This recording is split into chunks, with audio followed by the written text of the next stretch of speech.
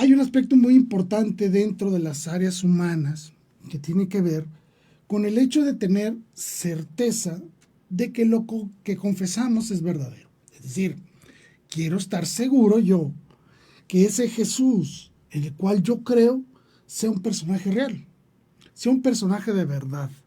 Por eso el tema de hoy es: perdí a Jesús, ¿dónde lo encuentro? Si nosotros hemos perdido un poco la fe, si nosotros hemos perdido la noción de lo que implica ser cristianos, un buen paso inicial para encontrar de nuevo nuestra fe es reconocer que lo que sabemos de Jesús es verdadero. Parece una pregunta muy simple, muy sencilla, muy lógica incluso, pero no lo es tanto. Muchos de nosotros a lo largo de nuestra vida hemos pasado o pasaremos por fuertes crisis en nuestra fe, fuertes crisis que nos llevan incluso a dudar en muchas ocasiones de todo aquello en lo que creemos, todo aquello que nos hace configurar nuestra vida ante un ideal de santidad. Vamos a tener esas crisis. Grandes santos a lo largo de la historia la tuvieron, no lo olvidemos eso. Pero entonces, ¿cómo puedo yo afianzarme a que esta verdad de religión, esta verdad de fe que profeso, son válidas, son lógicas, que de verdad me van a ayudar al encuentro con Dios después de la muerte? Eso es muy importante. Y yo siempre les aconsejo a aquellas personas que están pasando por una crisis de fe que inicien por este paso. ¿Por qué?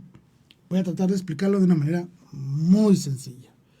Cuando nosotros tenemos esas fuertes crisis de fe, esas provienen por aspectos sentimentales, es decir, por situaciones, por eventos, acontecimientos, tragedias, lo que sea que suceda en nuestras vidas, y las emociones que esto provoca muchas veces nos llevan a confrontar la realidad de Dios. Ejemplos muy sencillos: se murió mi abuelita, ¿por dónde está Dios que no le ayudó? Se murió mi mamá de cáncer, ¿por qué se murió mi mamá? ¿Por qué Dios no hizo algo para curarla? Tuve un accidente, ¿por qué Dios no me cuidó? ¿Se entiende lo que voy? Gran cantidad de las crisis de fe provienen de aspectos emocionales. Bueno, encontrar la respuesta en un aspecto emocional no siempre es lo más adecuado. ¿Por qué? Porque tenemos una gran cantidad de sentimientos, muchas veces sentimientos muy fuertes y muy graves que nos hacen dudar de todo, es decir, nublan nuestra razón. Por eso busco invitar a ustedes, si principalmente estás teniendo una fe, si has perdido a Jesús, vamos a tratar de encontrarlo en la historia. Vamos a tratar de encontrar a Jesús a través de la razón, no de los sentimientos. Entonces, el tema que vamos a tratar hoy tiene que ver mucho con la historia, pero es un arranque en la historia para llegar al Cristo de la fe, que esto es fundamental para tener bien afianzado nuestra fe. Y que aunque lleguemos a tener crisis, estas no destruyan nuestra convicción de que creemos en un verdadero Dios. Les recuerdo que estamos transmitiendo por la señal de Facebook Live en la página de Valora Radio. También estamos en TuneIn, busquen Valora Radio. Y también estamos en la señal de www.valoraradio.org. También pueden buscar todos estos programas en YouTube, tanto en la página de Valora Radio como en la página de este canal, Soldados de Dios-Valora Radio, donde podrán encontrar todos los programas que hemos producido. Ahí pueden ustedes suscribirse, mandarnos sus comentarios, sus quejas, sus invitaciones, lo que ustedes gusten, estamos para servirle. Y si ahorita me estás viendo en vivo, aquí tengo el celular listo para recibir todos y cada uno de tus comentarios en Facebook Live. Aquí tengo listo ya el celular para recibir todos sus comentarios.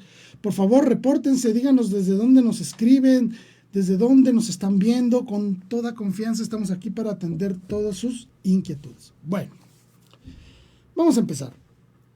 ¿Quién es Jesús? ¿Existió Jesús? Hay evidencias de no solo su existencia, sino evidencias de sus actos y de sus enseñanzas. Si nosotros partimos del hecho de que nuestro Señor Jesucristo es la persona más influyente a lo largo de la historia y que aún sigue siendo la persona más influyente de la historia porque sigue influyendo en la vida de millones de personas, a pesar de todo eso sabemos que la curiosidad humana va más allá. Y la curiosidad humana busca tener siempre la certeza de algo. Y no está mal eso, ¿eh? Eso no es algo malo, no es contrario a la fe. Recordemos que no tenemos una fe ciega. Nuestra fe está sustentada en algo real. Y ese algo real tiene que estar evidencias dentro de los aspectos humanos. Historia, antropología, arqueología, lo que sea. Todas las ciencias podemos ponerlas al servicio del encuentro con nuestro Señor Dios. Entonces, yo quiero tener cierta certeza de que Dios verdaderamente existe, de que existió Jesucristo, de que vino en el primer siglo, que había una persona que se llamaba María, una persona que se llamaba José. Yo quiero tener la certeza de que existieron esos 12 apóstoles. Quiero tener la certeza de que existió un señor llamado Pablo. ¿Se me está entendiendo a dónde vamos con todo esto? Cuando nosotros somos atacados en la parte emocional, lo más fácil para mantenernos firmes en la fe es alimentar nuestra parte racional. Es decir, a través de la razón yo me mantengo firme en una fe, aunque mis sentimientos en ocasiones puedan ser muy fuertes y combativos a la presencia de Dios. Es normal, cuando sufrimos alguna tragedia, tendemos a romper con todos nuestros esquemas emocionales. Lo entendemos. La razón puede servirnos para tener un pequeño refugio en donde resguardar la fe en espera de que todas las emociones que tenemos en un momento dado puedan apaciguarse un poco y nuevamente retomar el camino de la devoción, del amor de Dios, etcétera, etcétera. Es decir, no somos solo emociones, pero tampoco solo somos un cerebro. Debemos jugar con las dos. Yo quiero conocer a Jesús, pero no solo para conocerlo, lo quiero conocer para amarlo. O amo a Jesús y como lo amo, quiero conocerlo más. ¿Se entiende este juego? Debemos encontrar un equilibrio en nuestra forma racional y emocional de acercarnos a Dios. Bueno, ¿por qué viene todo este preámbulo? Por una cosa muy sencilla.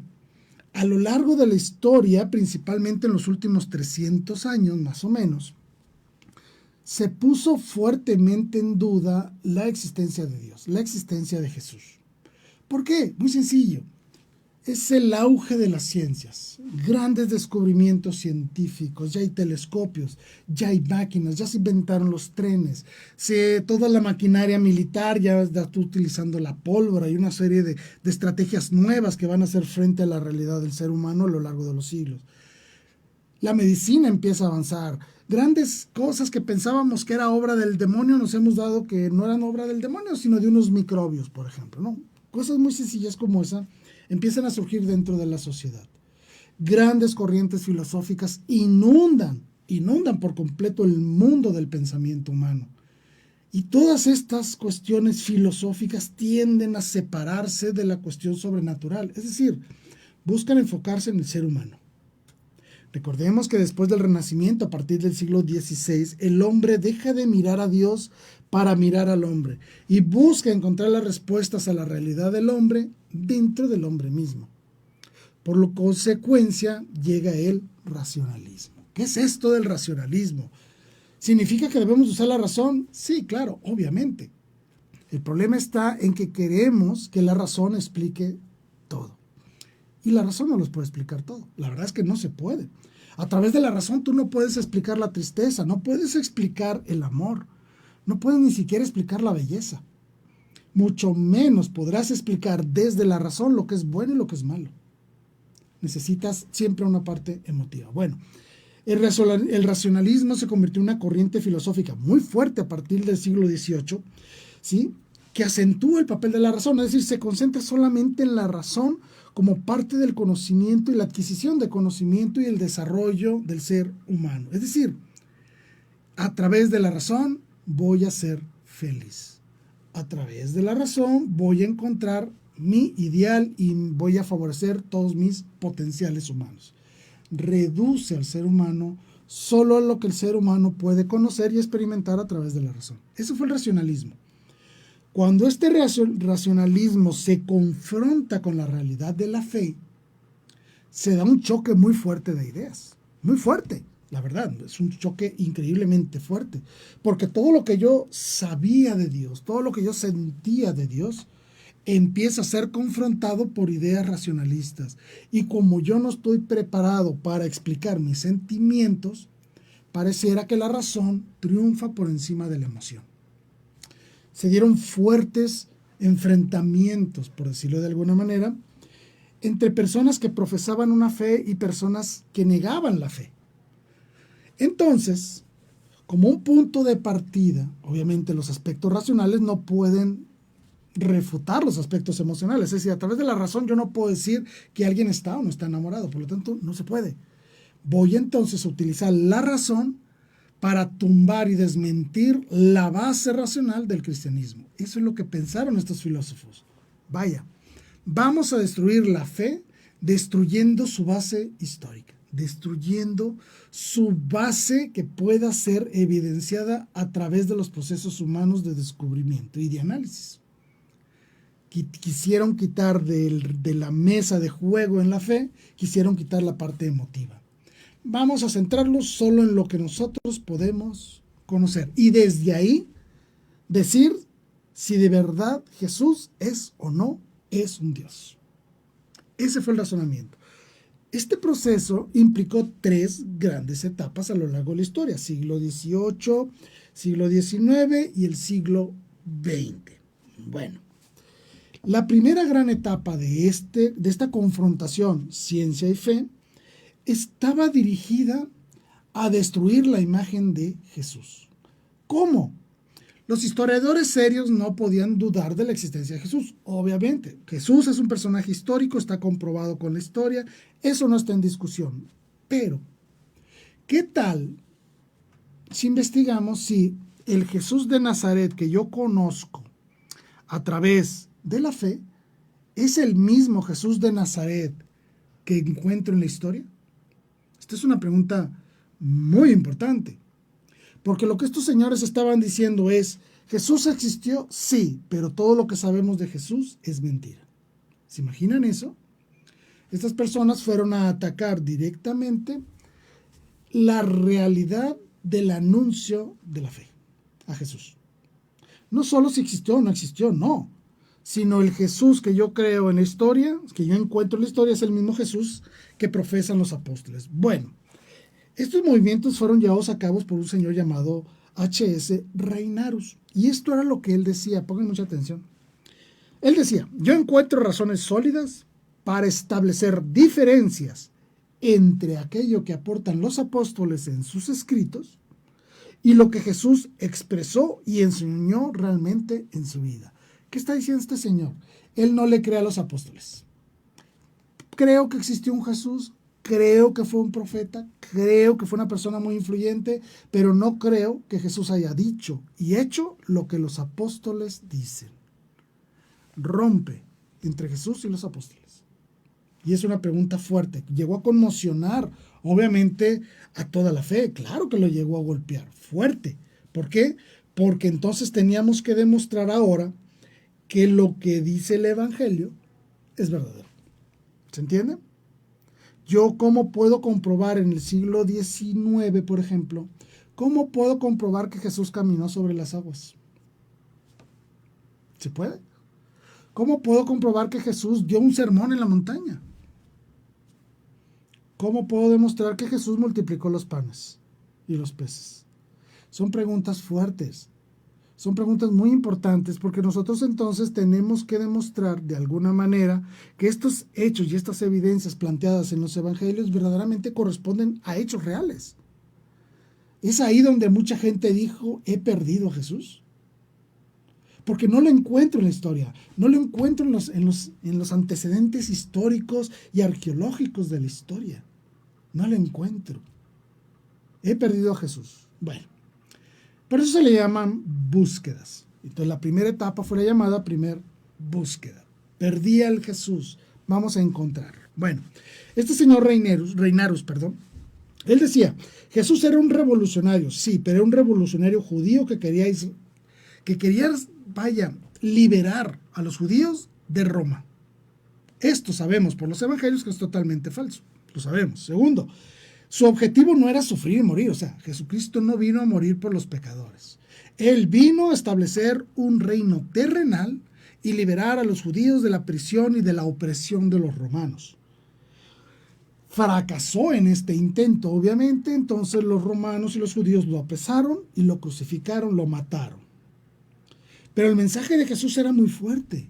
Entonces los apóstoles para darle continuidad a este mensaje, roban el cuerpo de Jesús y se inventan la resurrección y convierten a este Señor Jesús que quería liberar al pueblo de Israel del imperio romano, lo convertimos en un Mesías espiritual, y el reino que quería implantar en Israel en realidad es un reino espiritual de Dios. Estas eran las ideas fundamentales.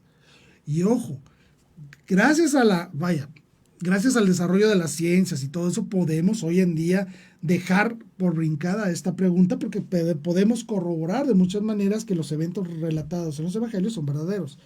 Pero en ese momento, siglo XVIII, siglo XIX, esto golpea fuertemente a la iglesia, porque la iglesia no estaba preparada para utilizar una gran cantidad de herramientas humanas al servicio de la fe. La iglesia venía trabajando con argumentos y exposiciones teológicas y filosóficas de la fe. Pero involucrarse ahora en la arqueología, involucrarse ahora en investigar a Saturno, a Júpiter, a ver cómo se movían, si verdaderamente lo que Dios decía en los evangelios y en el Antiguo Testamento corresponde a nuestra realidad, fue un golpe muy fuerte, ¿sí? Entonces, lo que este señor Reimarus decía es: los apóstoles nos engañaron. Eso es lo que dice, ¿no? Llega otro señor llamado D.F. Strauss y él dice: sí, los apóstoles nos han engañado, pero no lo hicieron conscientemente. Es decir, ellos estaban metidos en un trance espiritual y todo lo que se inventaron de la resurrección pues fue de manera inconsciente. Vaya, no lo hicieron adrede, no nos querían engañar, simplemente ellos reinterpretan a Jesús de esa manera. Muy bien, esto es grave, ¿eh? Debemos entender que es una situación complicada y difícil de sobrellevar, porque la iglesia, les digo, no estaba preparada para afrontar este tipo de afrontas en el aspecto racional. Bueno. Siglo XVIII y siglo XIX se empeñaron entonces en escarbarle a la historia para buscar encontrar al Jesús. Ojo, pero no buscaban encontrar al Jesús de la fe, esperaban encontrar al Jesús que el mismo racionalismo planteaba.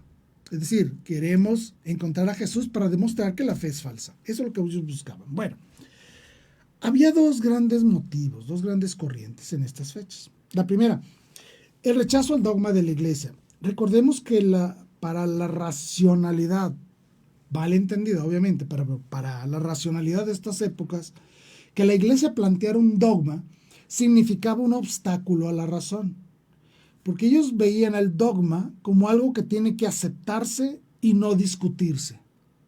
Lo que estas personas nunca entendieron es que el dogma efectivamente no puede rechazarse, pero no significa que no pueda profundizarse en él y encontrar los elementos que validan el dogma. ¿Se entiende? Es decir, yo no voy a reducir el dogma a lo racional, no, pero eso no significa que yo no pueda utilizar toda mi capacidad racional para adentrarme en el misterio de cualquier dogma. Por ejemplo, la Sagrada Eucaristía. Sí, San Justino Mártir a mediados del siglo II nos habla de la Eucaristía.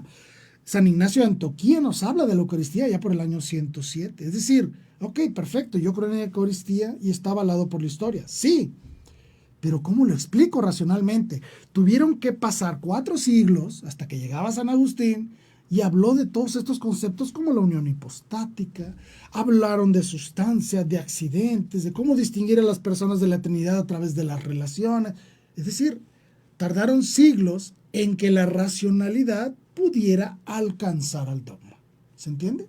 El dogma ya estaba dado, pero eso no significa que la razón no pueda profundizar en una idea y llegar hasta sus últimas consecuencias dentro de los límites humanos. Claro que se puede. Bueno, el problema de lo que estas personas racionales, vamos a llamarles así, racionalistas, mejor dicho, racionalistas, buscaban era rechazar el dogma de la iglesia porque necesitaban una libertad para pensar. Bueno, y segundo, buscaban descubrir a través de una crítica a los evangelios, y no los voy a leer para conocer a Dios, los voy a leer para criticarlos, ¿sí? Encontraron entonces, trataban de encontrar algo ilógico, irracional dentro de los evangelios. Los iban a ir a criticar para tratar de desmitificarlos. Eso es lo que ellos querían hacer, ¿sí? Entonces se lanzan a esta investigación que dura aproximadamente 100 años. Hubo diversos personajes en esta primera gran búsqueda tratando de encontrar la forma de destruir la fe mediante la razón. Bueno, ¿cuál fue la conclusión? Muy sencilla. A través de los documentos históricos que tenemos, no podemos hacer una biografía de Jesús. Repito, no se puede hacer una biografía de Jesús. ¿Qué significa esto? Que este movimiento racionalista no encontró lo que buscaba. No tenía los elementos suficientes para declarar que Jesús de la fe es diferente al Jesús histórico. No pudo corroborar esto, esta primera gran búsqueda, ¿sí? ¿Qué es lo que sí lograron encontrar? Punto número 1. Se dieron cuenta que los evangelios, después de un análisis crítico, pasaban las pruebas. Así es, así como se oye. Encontraron que los evangelios de diferentes autores en diferentes momentos y en diferentes regiones relataban fidedignamente una misma idea, un mismo suceso o, queremos hablar de manera muy general, a una misma persona. Vaya, el Jesús que yo encuentro en Mateo, en Marcos y en Lucas es el mismo. Las cronologías de eventos y de sucesos, de enseñanzas, de milagros, todo concuerda entre estos evangelios y otros evangelios más que no forman parte de las Sagradas Escrituras, ¿sí? ¿Se entiende? Entonces, no pudieron destruir la confiabilidad de los evangelios. Encontraron racionalidad, argumentos, armonía entre los diferentes documentos, armonía entre lo que las iglesias en el principio de su existencia enseñaban con relación a los evangelios. Es decir, no encontraron contradicciones, encontraron armonía. Segundo, posiblemente el evangelio más antiguo sea el evangelio de Marcos y que Mateo y Lucas tuvieron acceso al evangelio de Marcos. Es decir, conocían este evangelio por lo menos en parte, conocían el evangelio de Marcos. Sin embargo, parece ser que existe por ahí algún documento antiguo que narra o relata las frases de Jesús. Ellos se sorprendieron que encontraron frases de Jesucristo idénticas en los 3 evangelios, como si estos 3 evangelios hubieran tenido otra fuente además de la predicación de los apóstoles. Y ellos inventaron una cosa que se llama la fuente Q. La fuente Q es de la fuente de quest, es decir, de búsqueda, por eso se llama Q. Bueno, esta fuente Q nadie la ha encontrado, nadie la ha visto, no tenemos evidencias de ella, pero parece ser una hipótesis bastante viable de que existía algún documento que reunía una gran cantidad de frases y enseñanzas de Jesús. Bueno, y tercero, fíjense lo que dice, que la interpretación que hicieron en la Edad Media, es decir, la interpretación ya de los primeros padres y ya de la etapa de los doctores de la iglesia con respecto a la salvación, es decir, vaya, el grueso de la fe a lo largo de los siglos, ¿sí?, está perfectamente bien enclavada en los argumentos y el contexto histórico de Jerusalén del siglo I. ¿Qué estoy queriendo decir? Que el desarrollo doctrinal de la iglesia, no solo en la parte primitiva, sino también en las partes más adelantadas, como puede ser incluso la escolástica, encontraban una concordancia entre toda esta información con el contexto histórico del siglo I. Es decir, lo que los judíos creían y profesaban en el siglo I tiene a lo largo de la historia una consecuencia lógica de ideas y de profundización filosófica. Los evangelios, al momento de que tú te involucras en ellos, no te llevan al disparate, te llevan a la racionalidad. Es decir, los evangelios son una buena fuente de pensamiento. Eso fue lo que estos señores encontraron. Por lo tanto, dijeron, el Jesús de la historia, posiblemente sí, posiblemente no, sea el Jesús que nos cuenta la iglesia. Ya no lo niegan, simplemente dejan la posibilidad abierta. Bien, esa fue la primera gran búsqueda. Y aprovecho para mandar un saludo a Verónica Maldonado. Verónica, gracias por estarnos acompañando el día de hoy. Espero que te esté gustando mucho este programa. Gracias por estar con nosotros. Bueno, en el siglo XIX, principios del siglo XX, se viene otro movimiento. Ok, la primera búsqueda no pudo destruir la imagen de Jesús. Entonces, vamos a cambiar la pregunta. Vamos a buscar otra pregunta. Y la pregunta es esta.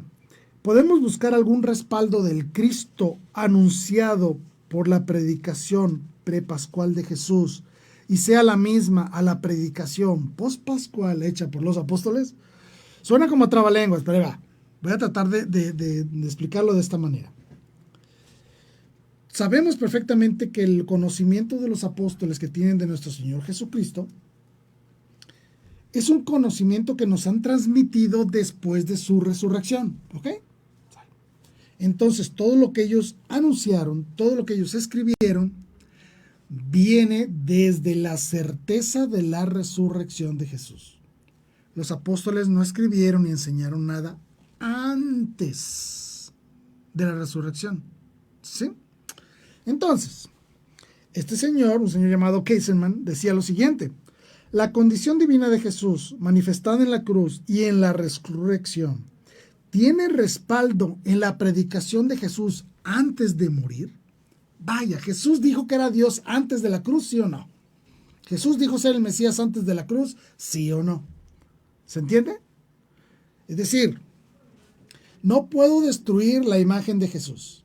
No puedo destruir los evangelios. Ok, pero vamos a ver si estos están maquillados. Es una pregunta a lo mejor que pareciera más suave, pero tiene la misma intención: destruir por completo la fe. Entonces, este señor, principalmente este señor Käsemann, buscaba alcanzar un cierto número de datos históricos sólidos sobre Jesús, algo que verdaderamente sea corroborable con la historia, ¿sí? Y aunque no podamos reconstruir toda la vida de Jesús, sí podemos buscar si Jesús anunciaba ser el Mesías, Jesús anunciaba un reino espiritual y si Jesús anunciaba una resurrección, ¿sí? ¿Qué es lo que pasa cuando este señor se pone a buscar todo eso? Obviamente busca en documentos antiguos, se pone a pelear con las evidencias históricas, nuevamente se mete a los evangelios a buscar una crítica textual, se mete a los documentos apostólicos, se mete contra todos los documentos de los primeros siglos del cristianismo para tratar de encontrar esa discordancia, ese punto de inflexión entre lo que es el Jesús de antes con el Jesús de después de la resurrección. Bueno, y este señor encuentra justo lo contrario de lo que buscaba. Obviamente lo sabemos. Bueno, entonces este señor dice lo siguiente, como conclusiones a sus investigaciones. Dice que la comunidad, es decir, los primeros apóstoles, los primeros cristianos, expresaron su fe pascual, es decir, expresaron su fe después de la certeza de la resurrección en textos narrativos, secuenciales, sinópticos. ¿Qué significa eso? Que los apóstoles no se dejaron influir por la realidad de la resurrección para no escribir lo que en realidad fue la vida y predicación de Jesús a lo largo de la historia. ¿Qué quiero decir con esto? Esto es muy importante. Los apóstoles fueron honestos al escribir y al anunciar el Evangelio de Jesús, la vida de Jesús. ¿Cómo lo podemos saber? Muy sencillo, por el argumento de la vergüenza. Sí. Voy a poner un ejemplo muy sencillo. Por ejemplo, cuando Jesús le grita a Pedro: aléjate de mí, Satanás. ¿Te acuerdan? Porque Pedro le decía: no, Señor, no vamos a dejar que te crucifiquen ni nada por el estilo. Y Jesús le dice: aléjate de mí, Satanás, porque tú lo que estás diciendo no viene del Padre, viene de Satanás, ¿no? Quiero que piensen en esto un momento. ¿Ustedes creen que los apóstoles serían capaces de publicar eso? Si ellos quisieran darse a conocer como los grandes apóstoles y los grandes profetas de Dios, enviados por Dios, ¿van a publicar eventos vergonzosos para ellos? ¿Acaso los apóstoles estarían dispuestos a platicar y a anunciar y a escribir momentos que fueron de vergüenza para ellos? Pues claro que no. Es decir, ellos fueron increíblemente honestos y no tuvieron miedo en demostrar a lo largo de su escritura y de sus enseñanzas que muchas veces el Señor los regañó. Que muchas veces ellos no entendían lo que Jesús les decía. Que ellos estaban completamente perdidos, no hallaban el camino, no entendían las palabras de Jesús. ¿Sí? Jesús le dice a los apóstoles: ustedes también se van a ir, cuando habló este gran discurso eucarístico en Juan 6. Y le preguntan a Pedro: ¿tú también te vas a ir? Y él le dice: pues ¿a dónde nos vamos? Tú tienes palabra de vida eterna. ¿Qué está diciendo Pedro ahí? No te entendemos nada. Pero sabemos que lo que estás diciendo es verdadero, entonces aquí nos quedamos. Porque sabemos que eres el Mesías. Hubo muchos eventos vergonzosos, cuando Pedro le corta la oreja a un soldado, cuando Pablo regaña a Pedro, cuando Tomás avergonzado no tenía fe y le decía a los apóstoles, yo no voy a creer hasta que no vea sus llagas y su costado abierto, hasta entonces voy a creer. Son momentos muy vergonzosos para ellos, pero no se detuvieron a escribirlo para darle fuerza al argumento, al escrito, al anuncio de la fe. No vamos a ocultar nada, ni siquiera nuestra propia miseria como apóstoles. Es decir, la comunidad expresó una fe pascual de manera narrativa y ordenada. Jesús de Nazaret y el Cristo sí son la misma persona, porque no hay una discontinuidad entre lo que Jesús viene diciendo en todo su periodo de predicación con lo que los mismos apóstoles predican posteriormente. Hay una continuidad. Jesús claramente muchas veces dijo antes de morir que iba a morir y que iba a resucitar. Muchas veces lo dijo. Por lo tanto, yo no puedo decir que el Jesús de la historia y el Jesús de la fe son diferentes. No, al contrario, hay una intrínseca relación entre estos personajes. Por lo tanto, puedo decir que son la misma persona. Entonces, aquel que es confesado como Señor en la fe es el mismo Jesús histórico. Ahora, los evangelios vienen a darnos una figura más divina. No nos transmiten solo hechos brutos, sino hechos cargados de teología y de enseñanza. Claro que sí, pero no hay discontinuidad. Entonces la segunda búsqueda fracasa también en querer destruir la fe. Bueno, aprovecho para mandar un saludo para Rosy Corral. Rosy, gracias por estar con nosotros el día de hoy. Y dice, buenas tardes, Jaime. Aquí por primera vez me acompaña Rafa en la escucha de tu programa en vivo. Saludos, Rosy y Rafa. Mil gracias, Rosy. Les mando un abrazo a ti, a Rosy y a Rafa. Gracias de verdad por estarme acompañando el día de hoy. De verdad, les mando un abrazote. Gracias de verdad.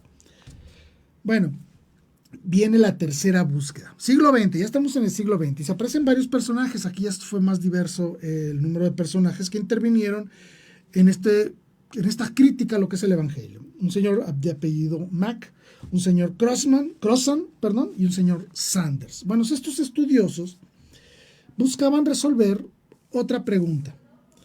Ya no pudo destruir a Jesús, ¿sí? Que fue la primera búsqueda, no pudieron destruir a Jesús. Con la segunda búsqueda buscaban destruir el testimonio de la iglesia. Tampoco pudieron. Entonces la tercera búsqueda no buscaba tanto destruir nada, sino vamos a profundizar en el conocimiento del Jesús histórico y del Jesús de la fe. ¿Por qué? ¿Cómo lo vamos a hacer? Vamos a investigar la realidad histórica del siglo I. Vamos a estudiar todo lo que estaba alrededor de Jesús para ver si el Jesús está en armonía con su contexto histórico. ¿Me explico? Voy a poner un ejemplo muy absurdo. No es posible que Jesús sea verdadero porque cuando él vivió, Pilato ya había muerto, por ejemplo. Y los evangelios dicen que Pilato juzgó a Jesús, ¿no? Si encontraban esa discordancia de información, podían destruir la veracidad de los evangelios. ¿Se entiende? Si Jesús hablaba de la fiesta de las semanas, por ejemplo, en el siglo I se celebraba la fiesta de las semanas. ¿Okay? Si el evangelio habla de ¿qué será? De un rabino llamado Zacarías, o Ananías, Caifás, José de Arimatea. ¿Existieron estos personajes? Vamos a ver si en el contexto histórico encontramos estos personajes. Sí están. ¿Existía un Herodes? Sí existía. ¿Se entiende? Voy a analizar el contexto histórico del siglo I para ver si en la narrativa de los evangelios está encuadrada dentro de esta realidad histórica. Esa fue la tercera búsqueda. Esta búsqueda, no tenía como intención tanto destruir la fe, sino encontrar discordancias históricas que pusieran en duda los evangelios. Bueno, entonces podemos, a través de sus investigaciones, así de grosso modo, que efectivamente encontraron un Israel que estaba hambriento de un movimiento de renovación, ¿sí? Cuya insistencia en la Torá y en la escatología, es decir, en los aspectos de la salvación, corresponde perfectamente con aquellos movimientos sociales que existían en Jerusalén en el siglo I. Es decir, la predicación de Jesús está bien encuadrada dentro del criterio ideológico del pueblo judío de aquel movimiento. Entonces, se puede decir que la predicación de nuestro Señor Jesucristo tiene una verdadera armonía con las ideas de judíos del siglo I. Entre Jesús histórico y el Jesús anunciado por la Iglesia hay una notable continuidad teológica, ya que la majestad de Jesús, tanto después de la Pascua, está perfectamente en concordancia con aquello que los judíos anunciaban desde muchos siglos atrás. Vaya, yo encuentro en el Antiguo Testamento a Jesús. Lo que el Nuevo Testamento me predica de Jesús, yo lo encuentro anunciado en el Antiguo Testamento, ¿sí? Por lo tanto, sí puedo yo corroborar que Jesús de Nazaret existió en el siglo I dentro de un contexto social propio del siglo I. ¿Qué pasa con todo este relajo entonces de búsquedas que se alargaron hasta el siglo XX? Bueno, entonces, si yo quiero sustentar mi conocimiento de Jesús de Nazaret solo en la razón, solo en las evidencias históricas, no puedo lograrlo. Lo voy a repetir. A través de los movimientos y de los análisis históricos, sin la fe, no puedo llegar a conocer en su totalidad al personaje llamado Jesús de Nazaret. No se puede. Para yo poder involucrarme en el conocimiento de Jesús, tengo que agregar el valor de la fe. Sí. Y esto no habla en contra de la fe, no, sino que es a través de la fe y del testimonio de la iglesia primitiva como yo puedo complementar el conocimiento de Jesús que yo pude encontrar a través solo de la historia. Es decir, la riqueza del personaje viene dada por todo el testimonio de la fe, no solo por la búsqueda histórica de Jesús. La fe viene a enriquecer al personaje, sí, no para maquillarlo, no, sino para verdaderamente comprender el alcance, la importancia de Jesús en la historia, ¿sí? Entonces, la primera conclusión a la que estas personas llegaron después de estos tres grandes movimientos es que la lectura hoy que se hace del Jesús histórico, es decir, toda la búsqueda de evidencias históricas de la existencia de Jesús, tiene como referente a la historia, pero a una ciencia histórica razonable, no que nazca desde el fanatismo, ni religioso ni antirreligioso, sino a través del criterio, genuino de búsqueda histórica de Jesús. Este movimiento puede ayudar mucho a la parte de la fe, puede ayudar mucho a la parte humana del conocimiento de la historia y del conocimiento del contexto de Jerusalén en el siglo I, es decir, conocer nuestro pasado de una manera adecuada. Entonces, ¿qué dice la iglesia principalmente? Hay que tomar todas estas investigaciones y hacerlas parte de nuestro conocimiento de Jesús. No las vamos a descartar. El que hayan tenido una mala intención en un principio no significa que no sirvan para nada, no.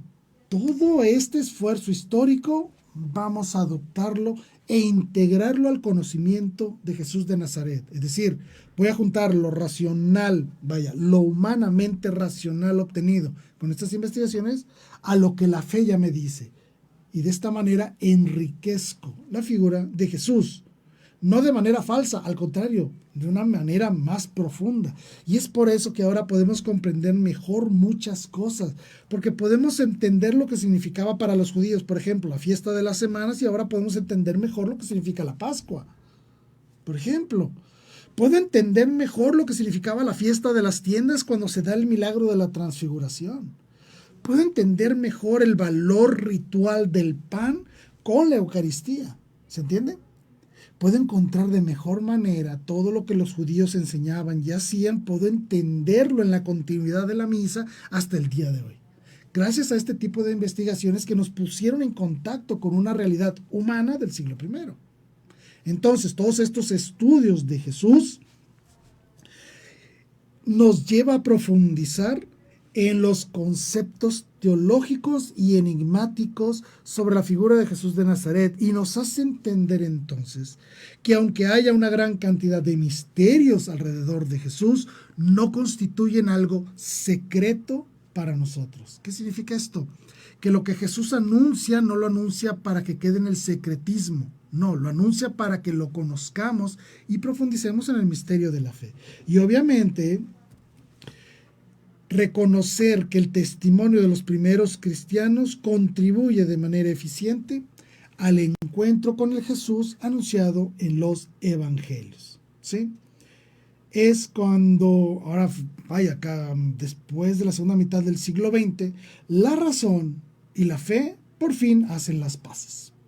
Y esto lo podemos leer claramente en la encíclica Fides et Ratio de su santidad Benedicto XVI. ¿Qué es lo que está diciendo? La fe y la razón me llevan a la misma persona, me llevan al encuentro con el mismo hombre, con Jesús.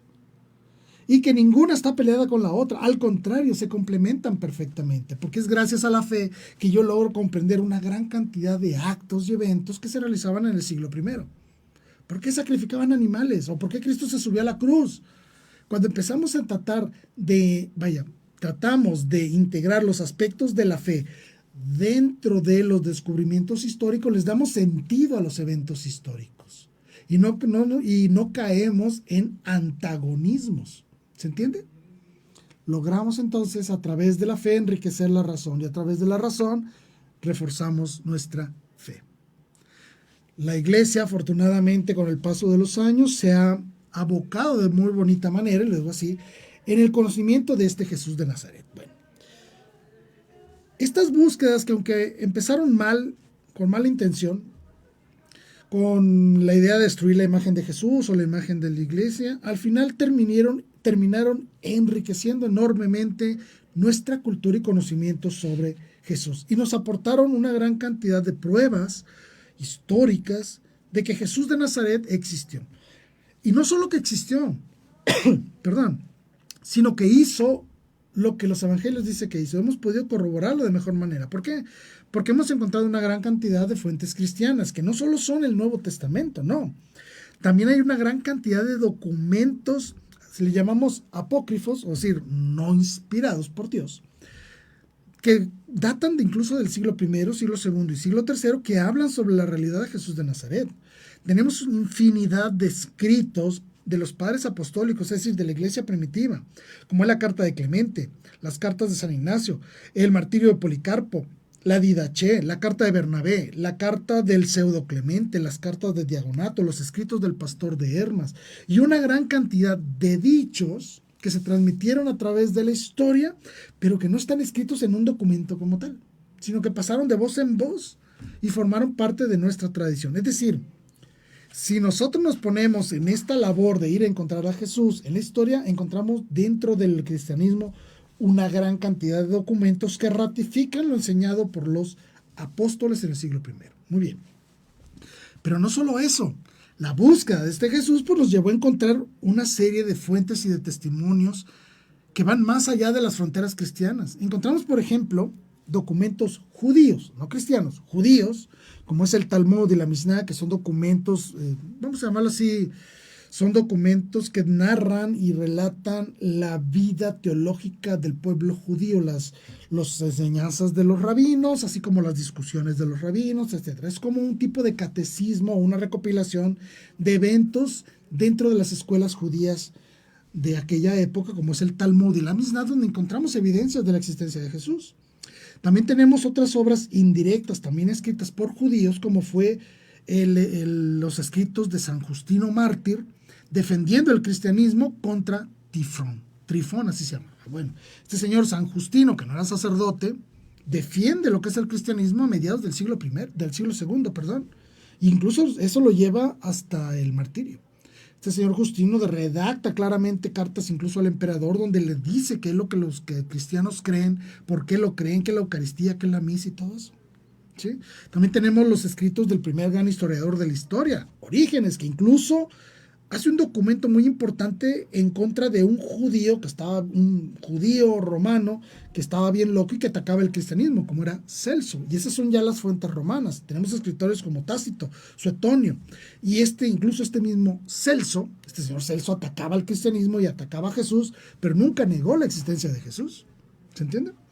Incluso tenemos testimonios de un judío historiador para el Imperio Romano, como es Flavio Josefo, que en dos diferentes documentos habla sobre Jesús de Nazaret y habla sobre los cristianos. Incluso se logró encontrar un documento de Siria, allá en la región de Siria, escrito por un señor, Maraba Sarapión, que habla sobre Dios Jesús y los judíos en el siglo I. Bueno, entonces, para concluir, todo lo que nosotros hoy conocemos de Jesús de Nazaret fue contrastado con una masa de documentos impresionante procedente de los ambientes judíos, romanos y helenistas antiguos, y hemos corroborado que todo lo que ellos nos narran ahí tienen un sustento histórico. Que las fuentes no canónicas, aunque no formen parte de la Biblia, sí forman parte de este acervo cultural que nos permite adentrarnos de mayor forma en el conocimiento de Jesús, de Dios y del pueblo judío. Y obviamente que todos los testimonios no cristianos sobre Jesús de Nazaret corroboran y testifican la existencia no solo de Jesús, sino de la iglesia primitiva que estaba iniciando su caminar en el anuncio del reino de Dios. Entonces, si perdiste a Jesús, ¿dónde lo voy a encontrar? Primero búscalo en la historia, porque encontrándolo en la historia vas a reconocerlo como alguien verdadero, que es un verdadero sustento para nuestra fe.